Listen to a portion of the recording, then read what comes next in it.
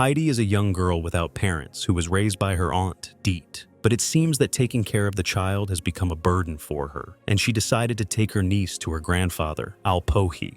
There were various rumors about this man, that he was so wild that he had even forgotten how to speak, and he would definitely not be happy to have another person at the table. The girl felt hot, so she took off her dress to run with the animals in her shirt. Heidi stopped in front of her grandfather, who was busy chopping wood. Diet said that she had found a job in the city and could not take the girl with her. The grandfather was against it, but the woman did go away, leaving the girl at home, assuring her that the old man would not do anything bad to her. Now Heidi didn't know what to do, and realized that no one needed her.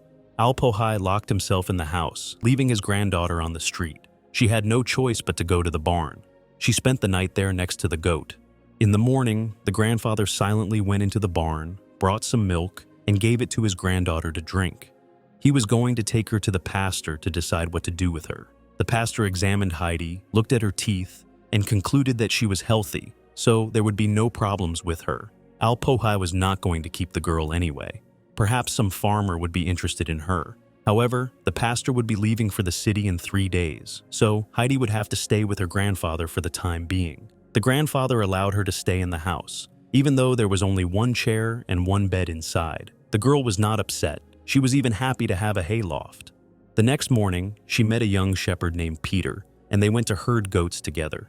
Heidi said that she liked it much better here than in the village, because she and her aunt stayed at home all day. While the girl was running around the meadow, Peter sneaked a bite of the sausage and cheese that his grandfather had packed for Heidi. The two horned animals got into a fight, and Peter started beating them. Heidi offered to give him half of her food if he stopped hitting the goats. Later, Peter told the girl that there were rumors that her grandfather had killed someone. Heidi decided that it was safer for her to sleep in the barn. Alpohi guessed what Peter was talking about today, but he called the rumor a dirty lie. He advised his granddaughter not to believe them. The girl hugged her grandfather and ran to the attic. The next day, Alpohi took out his tools and began to make something. Heidi told Peter that tomorrow her grandfather would take her to the pastor. But when she returned, she saw the second bed that her grandfather had made for her. The happy girl realized that she could stay here and continue to have fun with Peter. However, summer was over, and Peter would no longer be herding goats until next spring, when he would be going to school. Heidi came to the village with her grandfather.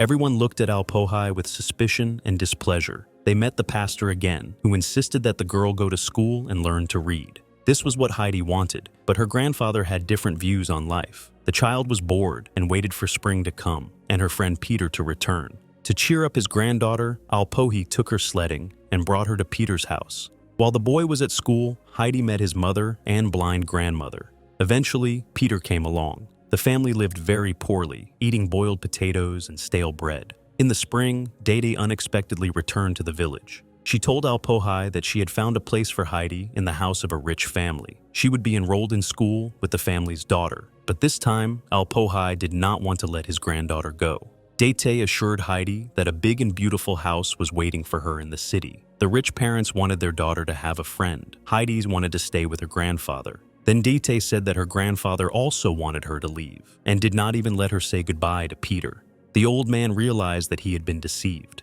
He wanted to stop his niece in time, but she had already left the village. The townspeople laughed at Alpohi, and he could hardly hold back his tears.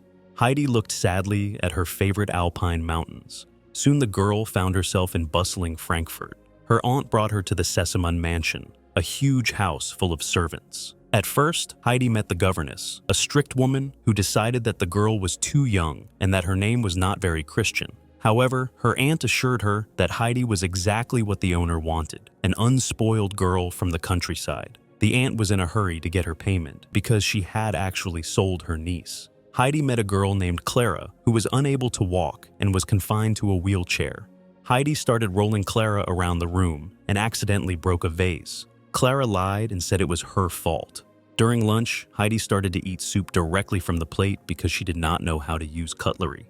She hid one of the buns in her pocket. The governess explained the day's schedule and the lessons with the teacher, but Heidi was already asleep and did not hear anything. The next morning, the maid washed Heidi with a stiff brush and dressed her in a beautiful dress. Klara helped her settle in, showing her how to use the cutlery. But Heidi's reading skills were very poor. She didn't even know her letters. This angered the teacher and the governess, who said that such an uneducated creature had no place in their home. Klara showed Heidi her mother's room. where there was a picture of her and her mother together. Klara told Heidi that she had fallen ill after her mother's death. Her father travels constantly for work, and she is forever stuck in this house. During a quiet hour, Heidi asked the servant Sebastian to open the window. She was hoping to see the mountains, but they were too far away. Restless Heidi decided to take Klara for a ride through the streets of the city, and at the same time climb the tower where she could see the mountains. But she left Klara in the middle of the market square. The governess discovered the girls were missing and began to panic. Even after climbing the tower, Heidi could not see the mountains. At the same time, Klara was offered to buy a kitten for a couple of pennies, but she couldn't resist and bought all the kittens. Sebastian finally found the girls. At the manor, the governess lectured them, but suddenly began to sneeze incessantly. It turned out that she was allergic to cats. In a panic, she demanded that the animals be removed, but Sebastian promised to take care of them. As a punishment, the governess left Heidi without dinner and put her in the corner. She even threatened to lock the girl in a closet with rats. Heidi managed to gather a lot of buns. She put on other clothes and was about to leave the house, but the governess stopped her. The girl explained that she was collecting the buns for her toothless grandmother who could not chew stale bread.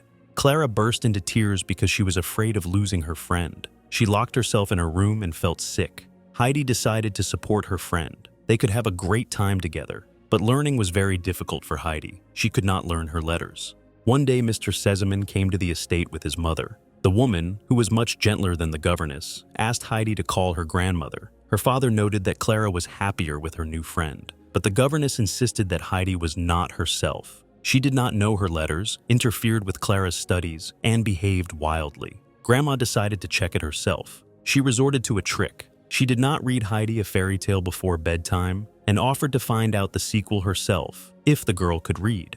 The countess told her son that Heidi was a sweet girl who would learn to read if she was interested.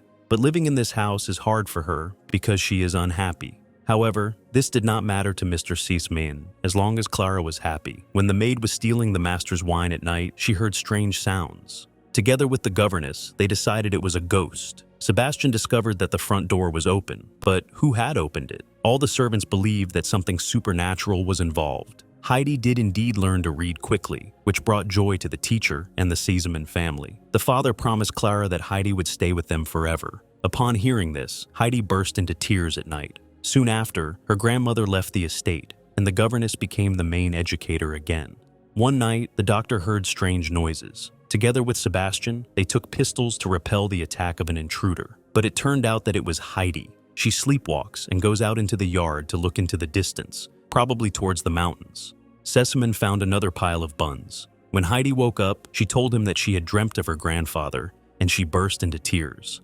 The doctor realized that the girl was depressed because she was homesick for the Alps. The next day, Sesemann had to tell his daughter about it. Klara did not agree because she was also sick and lonely. She yelled at her friend and told her to get out.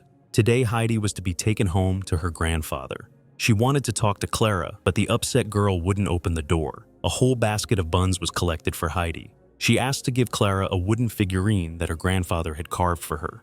Sebastian took Heidi to her home village. The locals were amazed at the girl's rich wardrobe. Then Peter came up to his friend. Finally, Heidi gave buns that the boy's toothless grandmother could eat, and Peter received sausages as a gift. The Alpine grandfather heard his beloved granddaughter calling him and ran to meet her. The old man was extremely happy to see her back, just as Heidi was happy to return to her normal life in the mountains. She drinks milk, herds goats, eats simple food, and walks with Peter. Heidi writes letters to Klara. In the winter, she and her grandfather moved to the village so she could go to school. The pastor asked the students what they wanted to be when they grew up.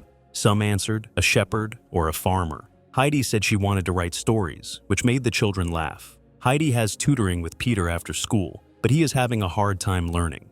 The girl misses her friend very much, and Klara now regrets not saying goodbye to Heidi. Klara's grandmother did the unthinkable. She brought her granddaughter to visit Heidi on her own. The Alpine grandfather treated the noble guest to moonshine and agreed to let Klara stay with them for a few days. Heidi introduced her friend to the goats and Peter, who had been shy for a long time. However, he is jealous because Heidi no longer goes to the pasture with him. Now Heidi is teaching Klara about village etiquette at the table. Peter, out of jealousy, decided to do some harm and pushed Klara's wheelchair off a cliff where it broke. Klara was upset because now she would have to sit still all day.